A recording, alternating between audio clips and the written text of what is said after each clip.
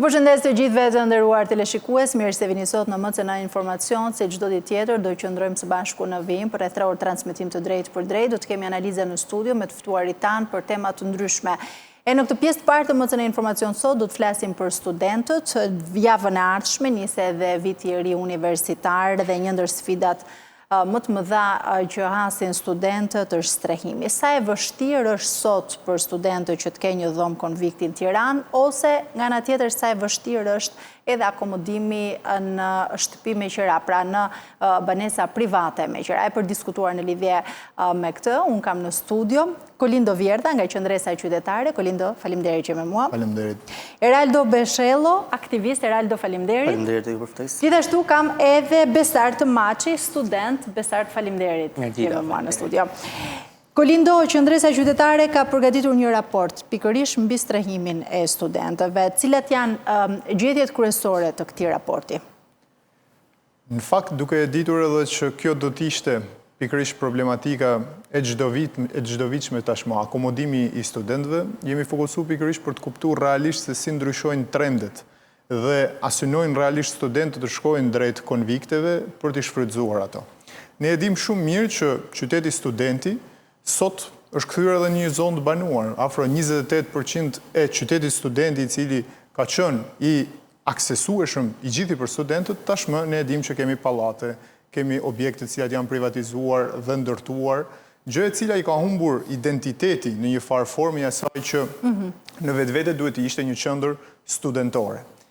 Në fakt, për hir të vërtetës, ne ajo që ka shohim mes godinave të reja të cilat janë rikonstruktuar dhe asaj të cilat janë godinat që kanë mbetur të parikonstruktuara, me problemet e përvitshme dhe të vjetra, mund të themi, të këtyre godinave të cilat nisin te mungesa e kushteve minimale, tek padyshim asnjë farë oferte për studentët, po flasim vetëm për ofertë akomoduese, dhe ajo që ne kuptojmë është që ka ndryshuar ky trend dhe studentët gjithmonë synojnë të shkojnë drejt godinave të reja. Këto e flasin të paktën edhe shifrat dhe numrat e regjistrimit, të cilët ne kemi marrë deri në momentin kur është shkruar raporti. Pra, shohim një trend të studentëve që synojnë të shkojnë te godinat e reja. Çfarë periudhe përfshin? Ne kemi marrë të paktën në numra deri në periudhën e korrikut, por padyshim regjistrimet në korrikun e këtij viti, po. Padyshim të këtij viti, por regjistrimet kanë vazhduar. Ajo çka ne vërejmë të paktën është që deri në vitin 2024, krahasimisht me vitin 2023, ka një rritje të personave apo studentëve që kanë qenë të regjistruar në godinat e qytetit studenti. Por ajo çka ne kuptojmë sot është që për hir të vërtetës, edhe pse vlerat janë rritur të atyre godinave të reja që janë ndërtuar, studentët synojnë të shkojnë drejt këtyre godinave pikërisht sepse kushtet janë më të mira, duke abandonuar dhe braktisur nga një anë ato godina të cilat ne dim shumë mirë në një farë forme janë të rënuara. Ajo çka na vjen keq, që ne vazhdojmë ta themi, është që sado që investohet në qytetin studenti, dhe nuk është investuar pak, po afro 13 milion euro. Vazhdojmë të ndërtojmë fjetore. Pra, investimi, rekonstruksioni i këtyre godinave ka kushtuar 13 milion euro. Dhe ne vazhdojmë të ndërtojmë fjetore dhe jo kampuse. Dhe këtu ka një dallim thelbësor mes asaj që ne konceptojmë ndërtimin e një ambienti që i dedikohet studentëve. Ne janë premtuar kampuse sot për studentët. Ne dim në fushatat e viteve të kaluara, në strategjinë kombëtare të arsimit, specifikohet që duhen ndërtohen kampuse studentore. Por në përhir të vërtetës ajo që shohim disa godina të cilat janë rikonstruktuar. Padyshim, dhomat e fjetjes janë rikonstruktuar, kushtet e brendshme, por nuk ofrojnë sot, për shembull, kënde sportive brenda këtyre ambienteve. Nuk ofrojnë sot kushte më të mira, jo vetëm akomodimi, por hapësira të dedikuara për jetën studentore brenda këtyre godinave. Dhe janë plus kësaj dhe element të tjerë që lidhen me ndryshimet e laboratorëve, me hapësira të dedikuara. Po është bërë rekonstruksioni godinave ekzistuese, kështu që vetëm rekonstruksion, gjë e cila nuk ndikon në fund të ditës në ato ofertën të cilën ne shpeshherë luftojmë. A janë të mjaftueshme këto njësi akomoduese të qytetit studentit për numrin e studentëve që do të akomodohen aty? Pra, sa e vështirë është për një student që gjej një dhomë konvikti? Sot mundësia akomoduese është diku tek 5200 student, të cilët kanë mundësi akomoduese në të gjitha godinat, po themi, të konvikteve në Tiranë. Kjo është shifra. Një shifër e cila ne dim shumë mirë që ka thujse 3% të numrit total të studentëve. Dhe kjo është pastaj një temë e re cilën ne duhet diskutojmë. Padyshim që konviktet nuk mblojnë shumë pak për numrin në tërësi të studentëve, por nga ana tjetër, ne dim që këto do t'i drejtohen një tregu privat, që në fund të ditës, si studenti, por edhe një familjar, një qytetari, thjesht dalin në po të njëjtin treg dhe përballin me po të njëjtat çmime të tregut imobiliar që ne çdo ditë e prekim dhe shohim që një vetëm rritje e sidomos në këtë periudhë që ato e dinë. Ndërkohë që në qytet studenti është kjo lufta mes studentëve se kush do të marrë dhomën më të mirë apo kush do të akomodohet tek njësitë cilat janë më të reja dhe janë rikonstruktuar gjatë kohëve të fundit. Eraldo, në fakt ekziston një aplikacion për të aplikuar për të marrë një dhomë konvikti, por funksionon? Praktikisht aplikacioni ekziston, por problemi nuk qëndron tek aplikacioni, sepse do ishte diçka shumë e thjeshtë nëse gjitha këto probleme që përmendi Kolindo do zgjidheshin me një aplikacion. Problemi qëndron më në thelb tek sistemi jon, sepse në një farë mënyrë ky lloj aplikacioni është thjesht një fasad, i cili përveç problemeve teknike ose paqartësive që mund të hasin studentët her pas here, gjëja kryesore që ka është mungesa e transparencës. Kjo do me thënë bën që shumë personat të cilët nuk e meritojnë dhe nuk i plotësojnë këto kritere të përjashtohen nga mundësia për të qenë në konvikte dhe nëpërmjet lidhjeve që mund të kenë familjarë ose nëpërmjet të fortëve apo njohjeve që mund të kenë disa persona të tjerë mund të jenë pjesë e këtyre konvikteve edhe pse nuk i plotësojnë kriteret që kërkohen në këtë lloj aplikacioni për të bërë pjesë e këtij. Pra nëse do të funksiononte ky aplikacion do të ishte zgjidhje e problemit. Pavarësisht se problemi është në zanafille dhe është në sistem. Pra thash se ky lloj aplikacion domethënë është marrë shembulli nga shumë vende të tjera europiane, përgjithsisht vende skandinave.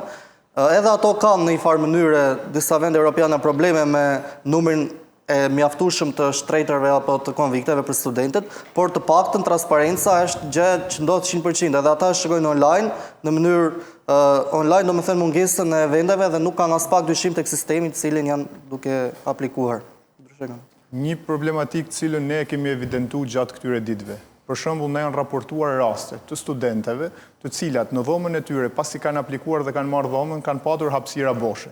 Dhe kur ja kanë rekomanduar një mikeshe apo një miku që të vijë në këto godina, kur kanë shkuar këto miqt apo mikeshat e këtyre personave dhe janë paraqitur para vendeve ku aplikohet apo edhe në sistem, ka dalë që dhoma është e rezervuar dhe është e zënë, kur në fakt dhoma është e lirë. Dhe këto janë ato problematika të cilat studentët çdo vit i kanë referuar si mund themi mundësi korruptive brenda këtij sistemi për të ruajtur një numër dhomash të cilat jepen për individ selektiv ose ruhen për individ selektiv të cilët vinë në konvikte ditët e fundit. Ja ta pyesim edhe Besartin se diçka për të shtuar në rast. Nëse përmendim tërësi, domethënë mungesën e drejtësisë për të aplikuar në universitet në konvikte, akoma me theksuar se konviktet e reja që janë bërë.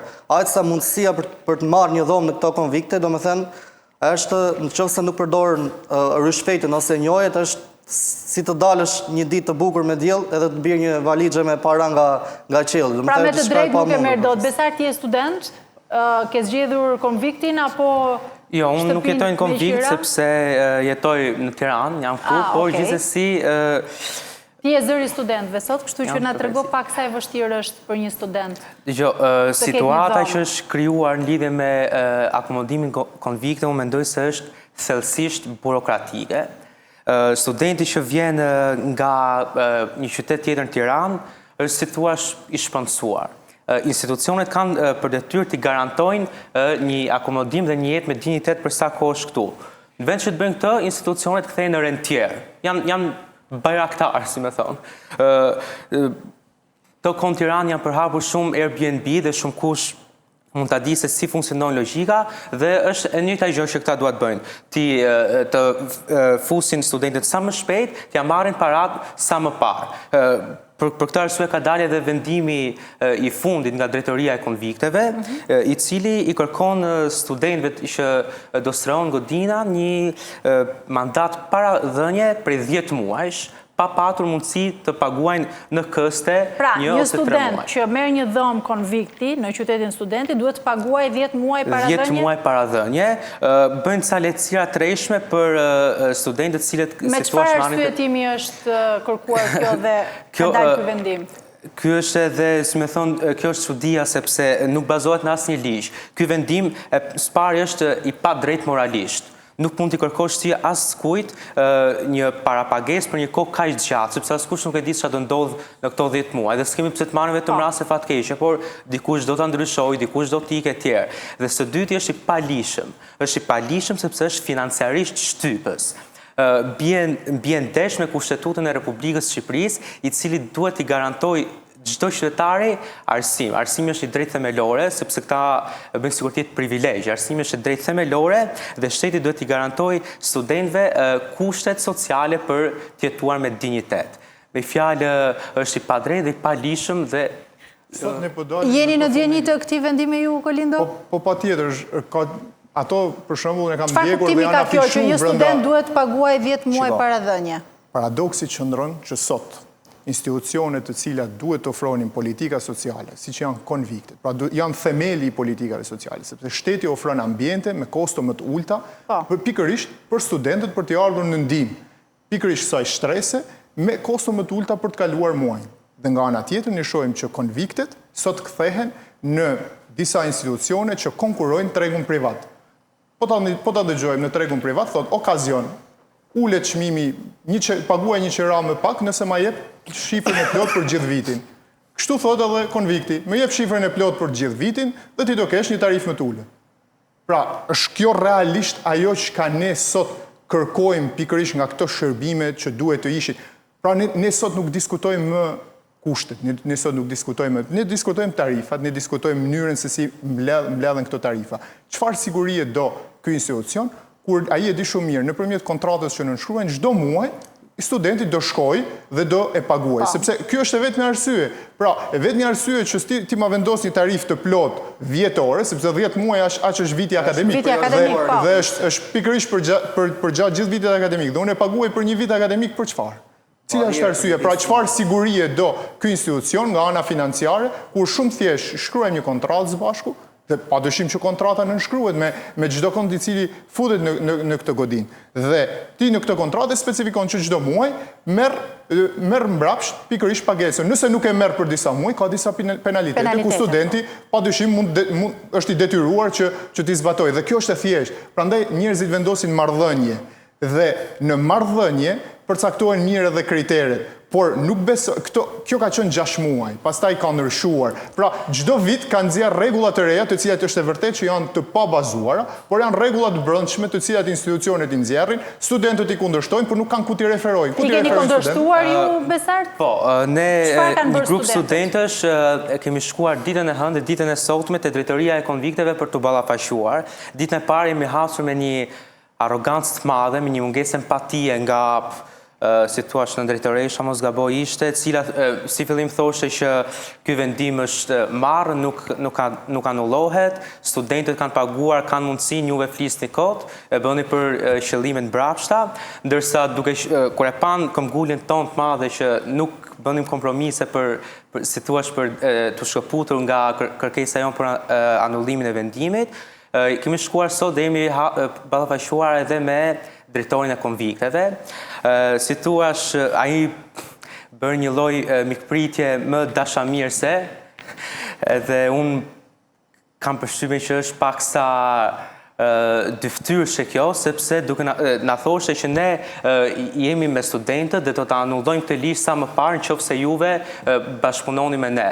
Çfarë bashkëpunimi kërkoni? Bashkëpunim që neve të shkojmë bashkë me ju në institucionet më të larta përkatëse për të anulluar këtë vendim. Ndërkohë s'japin arsye sepse është marrë ky vendim në radhë parë, sepse nuk bezohet. Po mirë, kush e ka marrë këtë vendim? A e ka marrë drejtoria e studentëve? Pra, po, e kanë marrë ta dhe...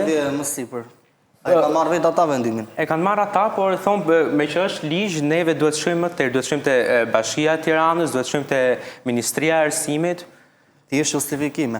Tani, për ta plotësuar pak, kjo është gjëja më absurde, domethënë se po e diskutoj edhe me çunat kur po vinim, kur blen diçka luksi, një telefon, supozojmë iPhone 17 ose një produkt tjetër, edhe ta ofron mundësinë me keste. Tani shkon konvikt që nuk është diçka luksi, gjëja më bazike e mundshme për një student, gjëja më esenciale, dhe ty të thotë ta paguash gjithë shifrën me njëherë. Kjo është 180 gradë, domethënë është e kundërta asaj që duhet të ishte. Gjëja më absurde e mundshme. Ndërkohë, për çfarë mund të themi edhe për transparencën në këtë pikë, Eraldo, se kur flasim për gjitha këto që i kërkohen studentit, për transparencën, për përzgjedhjen e dhomës, për akomodimin, se ka edhe gjëra të tjera, pra dua një dhomë dyshe, një dhomë treshe, se nuk e di se si mund të funksionoj edhe përzgjedhja e se ndarja se si bëhet.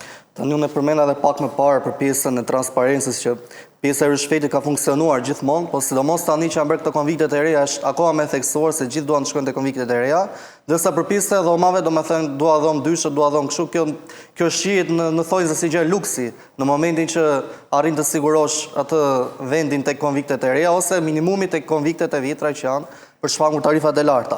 Tani, vetë studentët para se të bëjnë aplikimin e ndjejnë, domethënë në vetdijen e tyre, në subkonsciencën e tyre, që në rast se nuk kanë dikë të fortë në thojza, ose njohje, ose nuk njohin administratorën se dikë që të paguajnë rishfet, e kanë shumë të vështirë që të gjejnë një dhomë. Dhe detyrohen që duke u grumbulluar disa çuna ose disa vajza të shikojnë për shtëpi me qera në zona të ndryshme, kryesisht në zona afër fakulteteve të tyre. Pra i çonë në një tjetër rrugë. Po Besart kishte diçka. Po për këtë linkun që u diskutuat më parë, këto bëjnë një lloj rregulle. E lejnë aplikacionin për të aplikuar. Pikërisht. E lejnë gjatë gjithë kohës hapur në mënyrë që të bëjnë një lloj konkurrence që të futet kushdo pas një lloj hesapi në ato link dhe të aplikojë. Me fjalë një student i cili do të shkojë një muaj në qytetin e vet gjatë verës, këta e lejnë prapë të hapur që t'ja marrë dikush tjetër dhomë, vetëm t'jenë mbushura gjatë gjithë kohës, më thash një logjikë biznesi, shoqëria aksionere, të mbushim që ne të fitojmë sa më shumë. Ndërkohë që Kolindo përmendet pak më lart edhe këtë pjesën e të mbajturit të krevateve bosh, sa pasoja ka kjo tek studentët? Kjo është shumë e thjeshtë, kjo është aferë. Pra kjo ka vetëm një emër. Nëse kjo vërtetohet, dhe ky është një denoncim i cili ka ardhur vazhdimisht nga studentët që bëhen lojra me të këtilla, me mbajtje peng të dhomave dhe dhënje të tyre në një moment dytë me deklarimet të tyre, jo vetëm në sistem, po edhe po të shkosh të pyesësh në zyrat të cilat ato kanë lënë të posaçme për këtë pjesë, të thonë jo është e zënë, por në fakt dhoma mund të jetë e lirë. Dhe për këtë pastaj duhet padyshim që duhet jenë institucionet ato që duhet ta shohin se si menaxhohen sot konviktet dhe me çfarë transparencë dhe ndershmërie adresohen të gjitha këto sfida dhe probleme. Po pasojat e studentit është shumë e thjeshtë. Studenti nëse nuk arrin që ta marrë këtë, do detyrohet që të rrisë kostot e veta dhe të dalë tek tregu privat. Dhe kjo është arsyeja. Ne sot po flasim pra studentët që i drejtohen sot konvikteve kanë një arsye të fortë pse shkojnë. Sepse me ato kushte që janë sot në konvikte, nuk shkon askush me dëshirën më të madhe për shkuar në konvikt. Ndryshe duhet ishte, për hir të vërtetës, sepse janë ambiente studentore, janë ambiente rinore, është ajo jeta studentore që shumë herë proklamojmë, por harrojmë ta ndërtojmë në Shqipëri.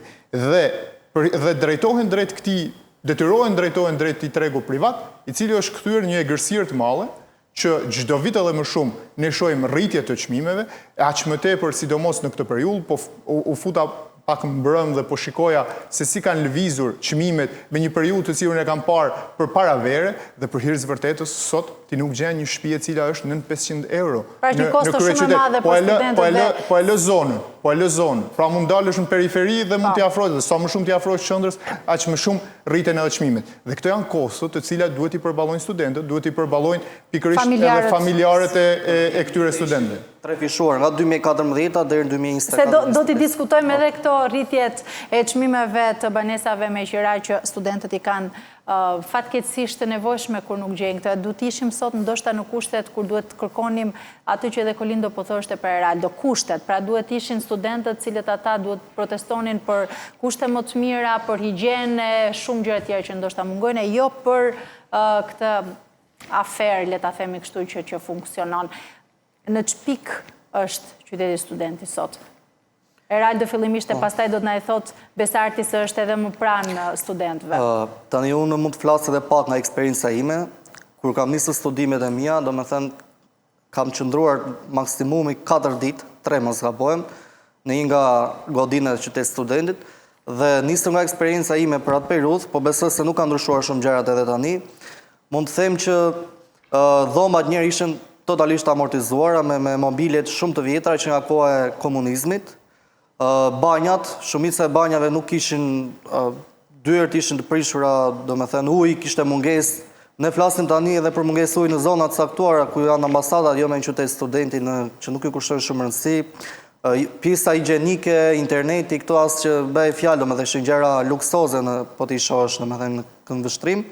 Dhe pjesë e ndotjes akustike, zhurma, nuk e se funksiononin rregullat caktuara me hyrje me orar, madje kishte edhe persona të cilët nuk ishin fare student. Megjithëse mund duket e çuditshme. Në qytet studenti. Po, në atë periudhë kur kam qenë unë, punonin dhe nuk ishin fare student thjesht sepse njënin ndikeu se kishin dhënë shfet dhe jetonin atje dhe bën një lloj jete të shkujdesur dhe shqetëson edhe studentët të cilët shkojnë në konvikte nga keqja me synim për të çuar përpara studimit të tyre. Besart, përveç hallit, le ta themi, ose detyrimit për qenë në qytet studenti, duke u nisur nga gjitha këto problematika, kushtet, a kanë dëshirë më studentët të qëndrojnë sot në qytet studenti? Pra, ka kërkesat shumëta për qëndruar në qytet studenti, apo bëjnë çmos që të marrin atë shtëpinë e tyre me qira? Unë mendoj që dëshira studentëve për qëndruar në qytetin studenti është sepse lidhet me diçka më të gjerë, sepse aty është një vatër studentore ku studentët mblidhen, bëjnë diskutime, organizime, është pra një menaxhim demokratik i vetë studentëve ku si thua për herë të parë shohin një fuqi të vetën politike për të dhënë si thua mendimet e tyre. Nga ana tjetër, kur vjen te çështja ekonomike, unë zbesoj që do ketë student me minimumin arsye që do dëshironte të jetonte në ato konvikte, sepse para se të vim te kushtet fizike të godinave, lidhet me ekonominë. Këto nuk bëjnë asnjë lloj lehtësire për studentët cilët marrin pensione sociale, kanë prindër pa punë e tjerë, por thjesht i bëjnë këto lehtësire në rreshme që mund të paguajnë me këste, siç thamë edhe. Tani sa janë pagesat për një dhomë në qytetin studenti? Pak a shumë.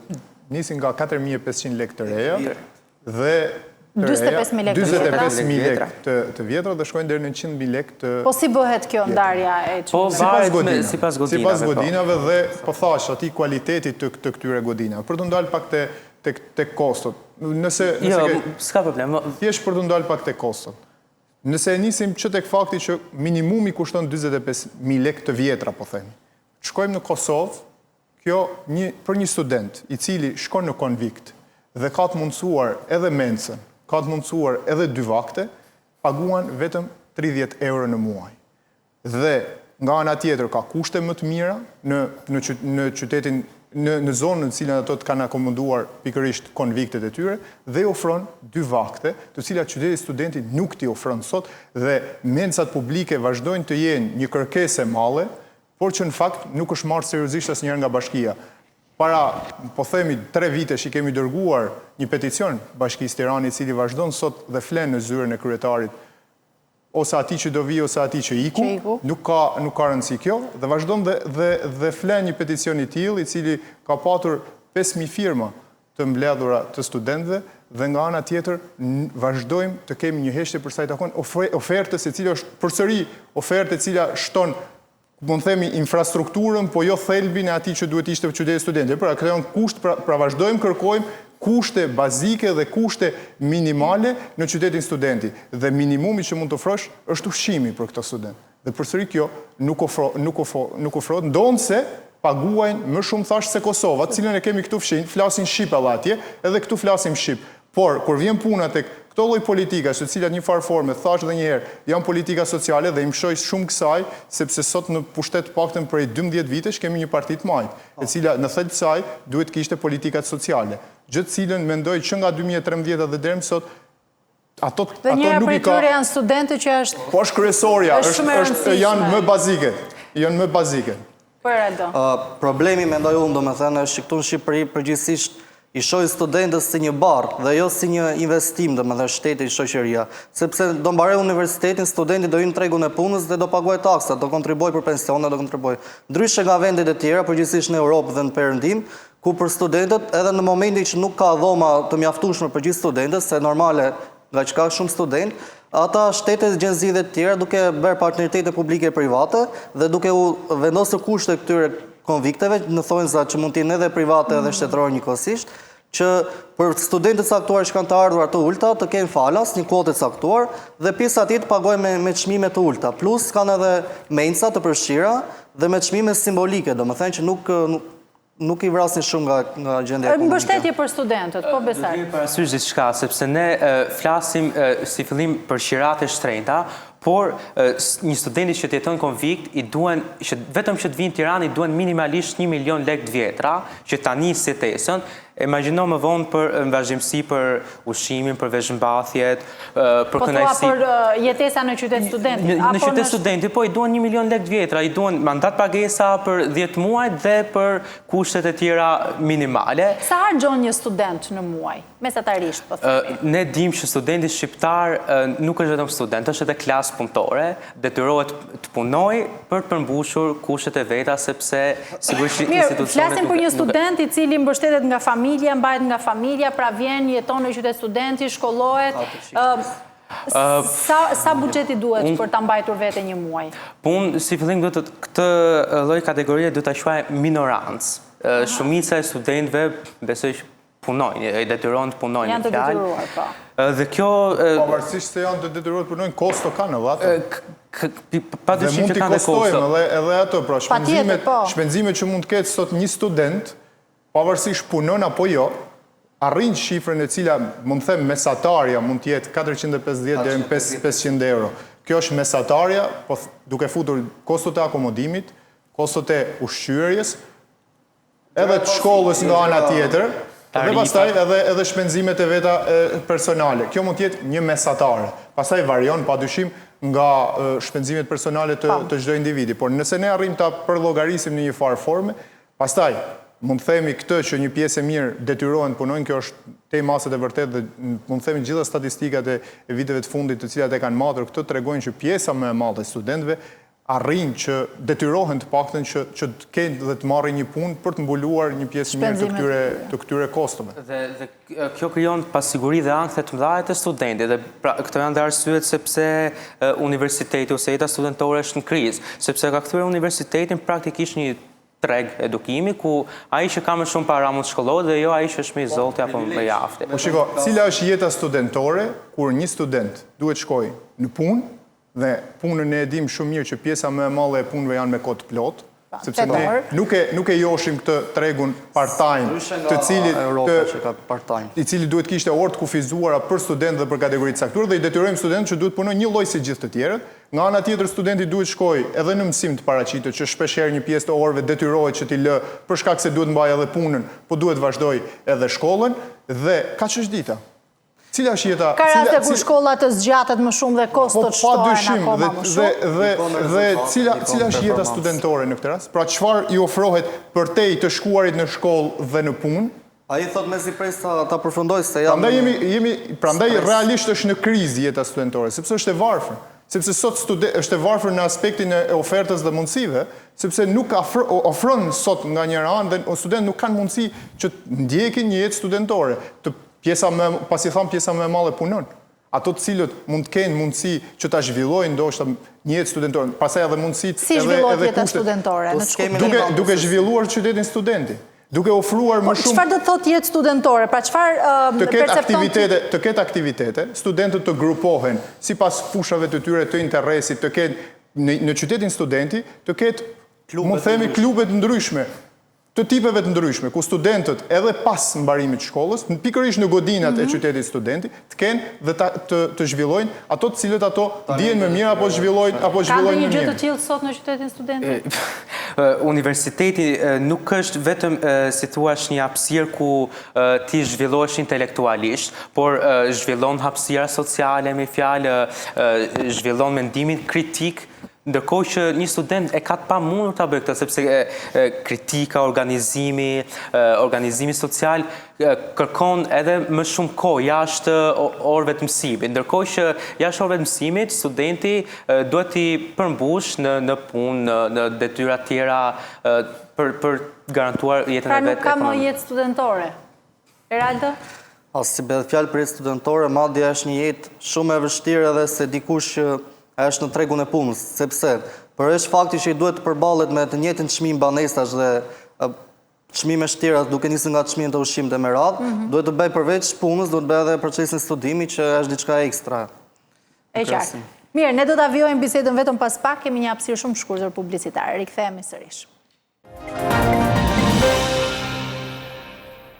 Rikthehemi sërish në studio, vijojmë të qëndrojmë së bashku drejt për drejt në MCN Informacion, po flasim për qytetin studenti, për studentët të cilët sa të vështirë pra e kanë ata të akomodohen në godinat e qytetit studenti, nga ana tjetër ndjen të detyruar të marrin shtëpi me qira pra banesa të tyre private për të shkolluar dhe për të bërë jetën e tyre në kryeqytet. Ndërkohë që Besar duhet të pyes edhe në lidhje me performancën akademike, sa ndikojnë të gjitha këto problematika që ne tham, qoftë mungesa e kohës, pra sepse ata janë të detyruar të punojnë, mungesa ose lënia orëve të mësimit, kushtet jo të mira, edhe nëse janë të akomoduar në qytetin studenti, pra ka kushte jo të favorshme, sa ndikojnë të gjitha këto edhe në performancën arsimore?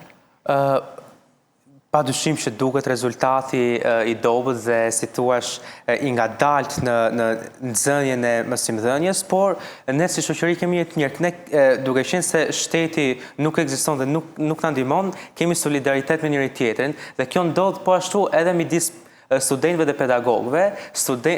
Përgjithsisht pedagogët janë mirëkuptues ndaj studentëve, e dinë kushtet vështira në cilat jetojnë dhe i tolerojnë gjithmonë fjalë në për provime, në për si thuash frekuentimet që bëjnë ndaj Rastet kur pedagogët marrin diçka në dorë nuk e tregojnë që i tolerojnë. Tregojnë që tolerojnë edhe pak edhe veten që të marrin diçka. Pa shumë raste i gjejmë të Pa dyshim që është komplekse, pa dyshim thjesht, po e solla të për të mos e përgjithësuar, domethënë që kemi edhe raste të tilla që ekzistojnë dhe studentët përballen me këto raste. Të shkollohet, të marrë bachelorin, të marrë provimet, ndodh midis një pakti solidar midis palëve, mendoj unë. Në rast se flasim vetëm për të marrë provimet. Kemi fjalën kur studentët punojnë dhe ndoshta nuk e kanë të pamundur që të paraqiten në auditore. Kjo është gjëja domethënë bazike sa për të marrë provime, po flasim në rast se flasim për performancë, po flasim për më shumë gjëra të tjera. Sigurisht, sa kohë ka një student e real do të mësoj, të bëj kërkimet e ti çaj duhet për shkollën, pra të studioj për një provim për sezon, të punoj, të mbaj veten, të bëj dhe kujdesin ndaj tij që i duhet në qytet studenti me këto kushte ku ai jeton. Pra në tërësi. Tani ne përmendëm pak që parë që edhe jashtë ka studentë që punojnë, por puna është që ati punojnë part-time. Ndërsa këtu në Shqipëri, duke qenë se tregu i punës nuk është organizuar në atë mënyrë që të ofrojë mundësi për studentët me part-time, ata duke qenë se janë detyruar punojnë 8 orë, bën edhe pjesën e shkollimit dhe koha për studiuar është pothuajse minimale, sepse ngjilet kohë praktikisht vetëm për nevojat bazike, për transportin dhe për të studiuar nuk ngjilet kohë fare. Pa llogaritur që nuk ka një bibliotek, ju ngjilet thjesht të mësojnë vetëm për provime në sezon. Edhe aty me ofron qyteti studenti ambiente për studime, pra që studentët mbasditeve të shkojnë dhe të studiojnë? Jo, as pak. Madje drejtoria e konvikteve nuk do t'ja di fare të marrë masa për këto probleme, thjesht merr masa që i vetë ligj për minorancët, për studentët të cilët thonë që vonojnë pagesat, bëjnë zhurmë, dhe ndaj dhe ne detyrohemi të vënë këto ligje.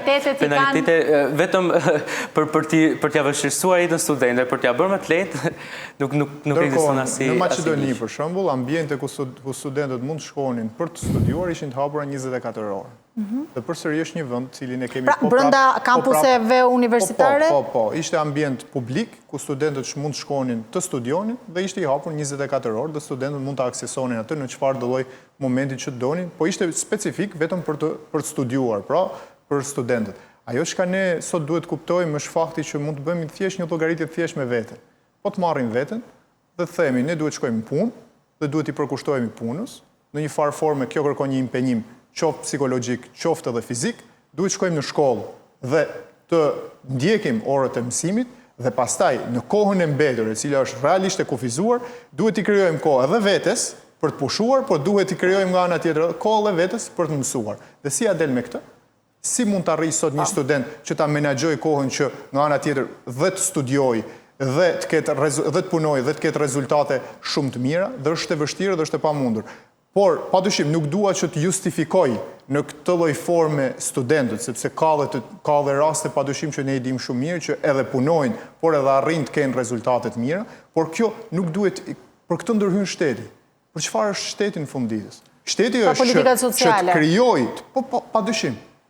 Duhet të ketë incentiva të ndryshme, të cilat ta ndihmojnë studentin sot në kushtet të cilat ai është. Sepse është një grupim social që ne ja dim kushtet ekonomike dhe financiare. Po flasim për individ të pavarur, që ato vinë në Tiranë dhe janë në një moshë e cila padyshim krijon edhe ligjërisht pavarësi me familjen dhe duhet të ndërtojnë diçka nga para vetë. Dhe për këtë janë dhe krijohen të gjitha këto që ne diskutuam deri më sot. Pra, ku krijohen qendrat të cilat ato duhet të qëndrojnë, krijohen vendet në të cilat ato duhet të studiojnë dhe janë pikërisht publike.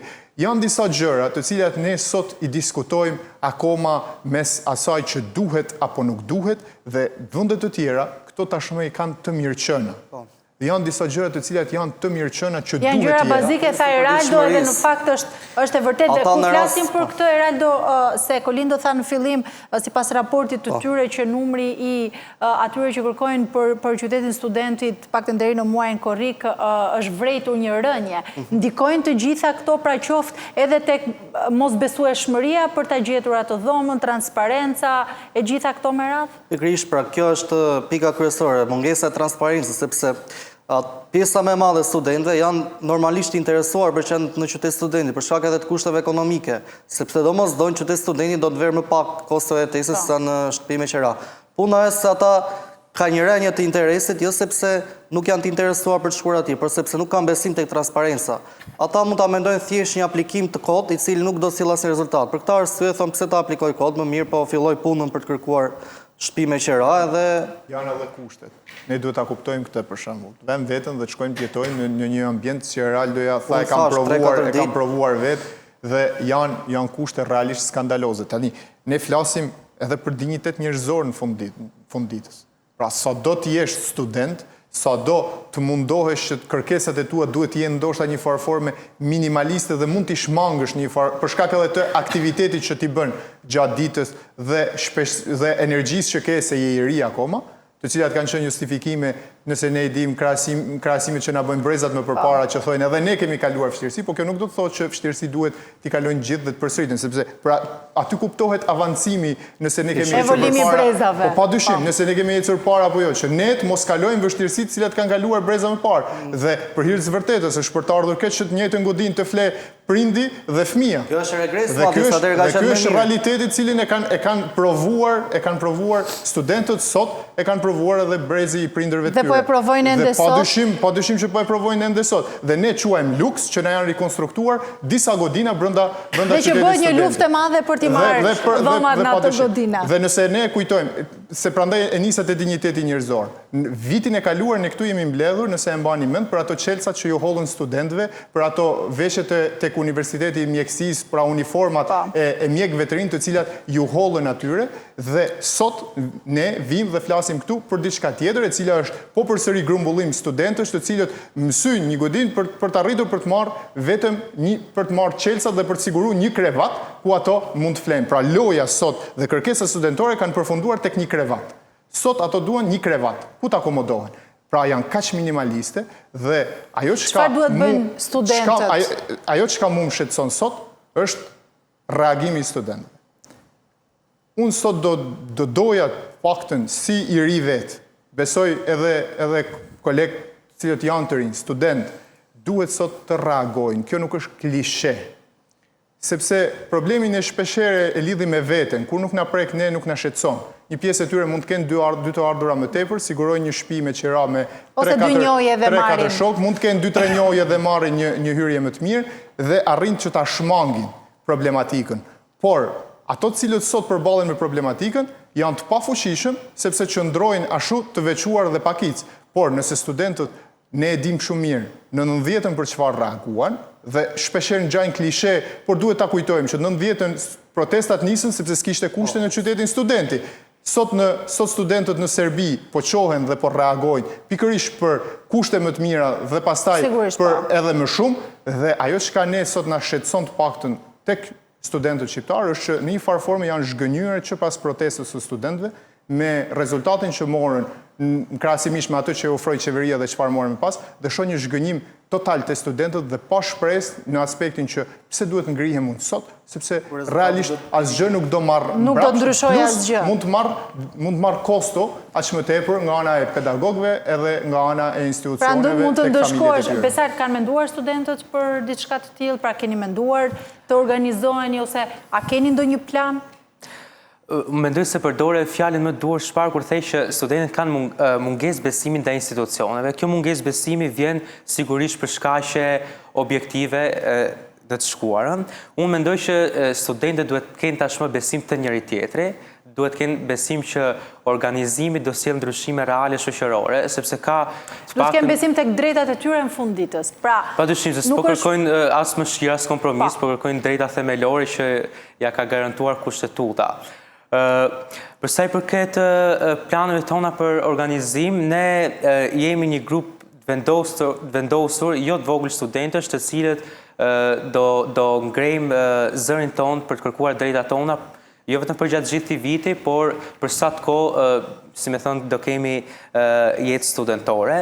Jemi gjithmonë në organizim, jemi gjithmonë vëmendje, ndërsa përsa i përket sepse nuk ka një ngritje të madhe dhe të dallueshme studentëve. Mirë, se kështu nis nga pak. Pra, mos shkojmë direkt tek kryengritja, por sigurisht se gjatë publicitetit folën për protestën e studentëve të mjekësisë dhe Kolindo me të drejtë tha që vërtet ata nuk morën atë që deshën, por që diçka të vogël e morën nga ajo protestë. Kështu që është e rëndësishme ndoshta edhe të niset me pak. Padyshim edhe për vendimin që është marrë pikërisht prej kundërshtisë tonë është çuar akoma më tej, si me thënë, kërkesa për anullimin e vendimit, e morën parasysh, si me thënë, fillimi ishin krejtësisht arrogantë dhe të pavëmendshëm te kërkesës tonë, kundërshtia jonë, padyshim.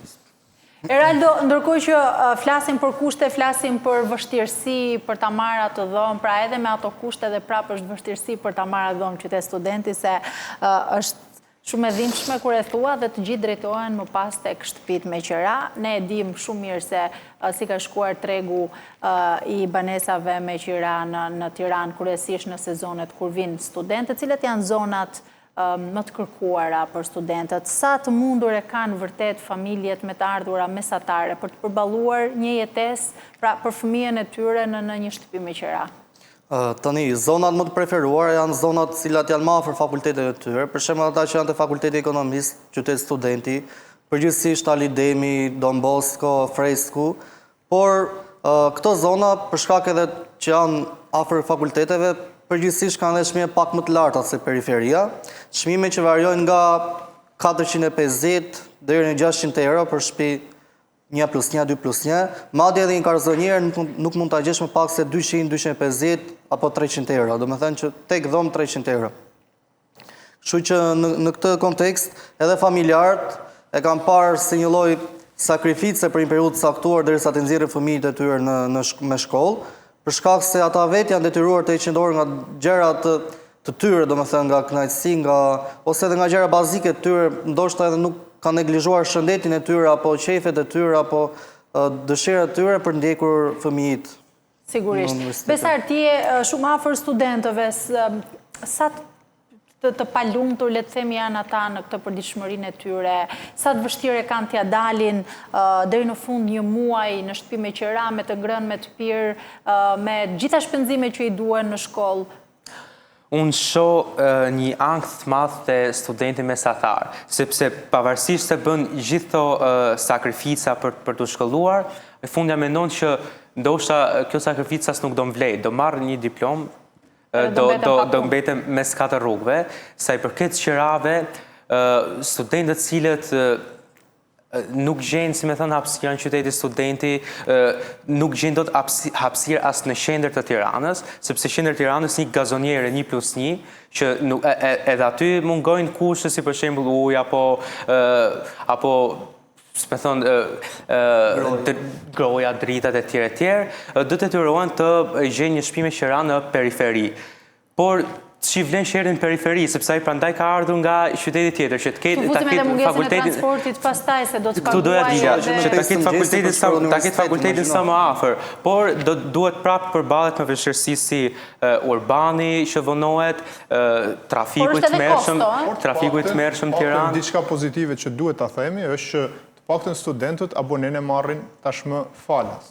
Dhe kjo duhet përmendur që është diçka pozitive që i është ofruar studentëve. Ajo çka është e keqja e madhe është që karta studentit përdoret vetëm për abonem. Dhe kjo është e keqja e madhe që vjen nga pas. Edhe rrobat e dyqanit Noizit përdoret, sa rrom ta përmendim. Po, ideja është që efektiviteti i asaj që ne është krijuar si diçka e cila duhet i vinte në ndihmë këtyre kostove mujore të një studenti, realisht nuk përdoret për ato që realisht i nevojiten sot një studenti, që mund të jenë kostot e ushqyerjes, kostot e strehimit, kostot pastaj edhe për te transportit, sepse ne dim që studentët nuk lëvizin brenda vetëm Tiranës, por ato që vinë nga rrethet kanë edhe kostot të vazhdueshme për shkuar. Çfarë duhet bërë në këtë drejtim, Kolindo, me që dolëm këtu se mund të ketë subvencione, mund të ketë bonuse, qiraje për studentët, bursa, pra si mund të bëhet pak më e thjeshtë jetesa e tyre? Parsore, unë mendoj që duhet ketë një plan qartë për të rikthyer idenë e ndërtimit të kampuseve. Rezidencave, po themi. Jo vetëm në kushtet e rezidencave, po kampus studentor, pra me ofertën e një kampusi real studentor. Kjo është parsorja, mendoj unë. Në kushtet në cilat ne jemi, sepse kjo do kërkoj kohë që të shkojmë deri atje, patyshim që bonuset e qerave do ishin një farë zgjidhje nga njëra anë. Nga ana tjetër, mund të ishte që shteti nga njëra anë të ndikonte të paktën edhe të mos e përballte studentin direkt me këtë tregun e egur të qerave, një lloj si një qytetar apo një familjar. Pra studenti duhet kishte një farë mund të themi kushte më të ndryshme nga kjo dhe rikonceptimi total i kartës studentore. Ajo duhet rikonceptuar totalisht në mënyrën dhe ofertën cilën ajo sot ofron. Këto janë vetëm element bazë për kostot në cilat sot mund t'i ndërmarrin. Asnjëra nga këto që unë përmenda nuk është në programin qeveritar të miratuar një javë më parë në parlament. Kolindon, do të thotë që gjitha këto që përmendi Kolindua do të shembeshin, në rast se do të mungonte elementi kyç që përmenden edhe përpara që është transparenca. Në momentin që ti nuk ke transparencë edhe këto fonde, të cilat do t'i merrnin disa studentët caktuar, do të përfitoheshin ashtu siç folëm. Për bonuse qerare. Pastaj zgjidhje të tjera mund të jetë për shembull edhe rritja e bursave për familjet nevojë për të përballuar qerat, apo duke qenë se merr shumë kohë kjo ngritje e kampuseve e konvikteve të reja, diçka e mirë do të ishte vendosje në qera një takse më të lartë për ata pronarë që kanë shumë banesa dhe që i kanë bosh. Kjo do të bëjë të ketë një ofertë më të madhe banesash dhe do të ulë ndjeshëm çmimin e apartamenteve, që do të lehtësojë edhe studentët jetën e tyre. Mirë, jemi drejt fundit, besoj ndoshta një mesazh për bashkëmoshatarët, për studentët. Po, padyshim që mesazhi kryesor është që ne duhet të organizohemi. Fjalë, duhet të organizohemi për të kërkuar drejtat tona themelore dhe jo për kompromise apo për mëshirë ndaj institucioneve. Jeta studentore është jashtëzakonisht e vështirë, është kthyer universiteti është kthyer në një çiflig, me fjalë ku vetëm qeveria burokracia e qeverisë në universitete ka privilegje dhe të gjitha ligjet e tjera bien në korrik studentëve. Për të kërkuar ato drejta ne duhet bëhemi bashkë, me fjalë për të bërë presion institucioneve. Kjo është shumë e rëndësishme. Faleminderit Besar që ishe me mua, Radio faleminderit, Kolindo faleminderit.